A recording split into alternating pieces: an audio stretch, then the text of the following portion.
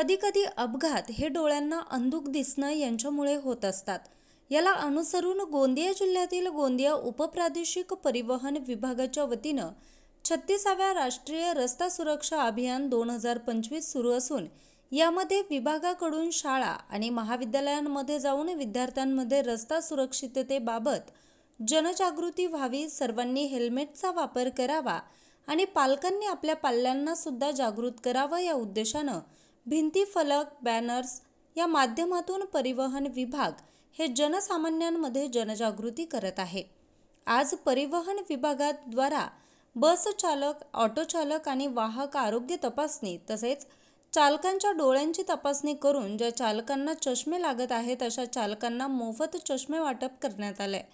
त्याचप्रमाणे या अभियानाअंतर्गत 31 जानेवारी 2025 पर्यंत विभिन्न कार्यक्रम घेऊन वाहन चालकांना रस्ता सुरक्षा अभियानाअंतर्गत माहिती देणं, त्याचप्रमाणे चौकात रस्ता सुरक्षेबद्दल माहिती, त्याचप्रमाणे दुचाकी चालवताना हेल्मेट वापरणे, चारचाकी चालवताना सीट बेल्ट वापरावे असं आवाहन करण्यात येते।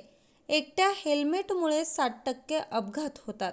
यावर जनजागृती करण्याच्या उद्देशानं उपप्रादेशिक विभागाद्वारा या प्रकारे उपक्रम सुरू करण्यात आले।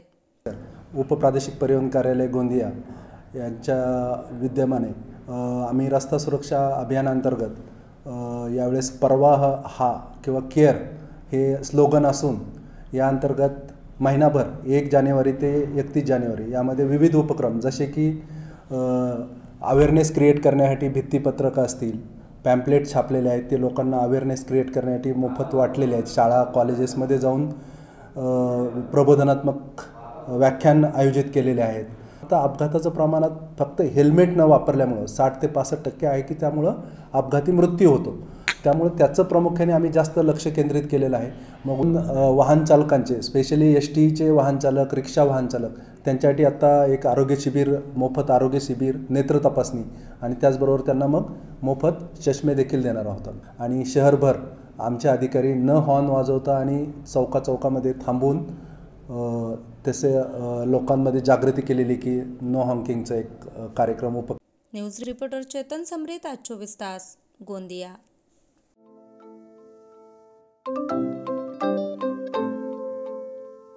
नवनवीन आणि ताज्या घडामोडींसाठी आज 24 तास सबस्क्राईब करा। त्याचबरोबर बेल आयकॉनवर क्लिक करा आणि मिळवा आमच्या बातम्यांच्या नोटिफिकेशन्स। तसेच आज 24 तासची प्रत्येक बातमी आपल्याला कशी वाटली हे कळवा, लाईक करून, कमेंट करून आणि आमच्या बातम्या शेअर सुद्धा करा।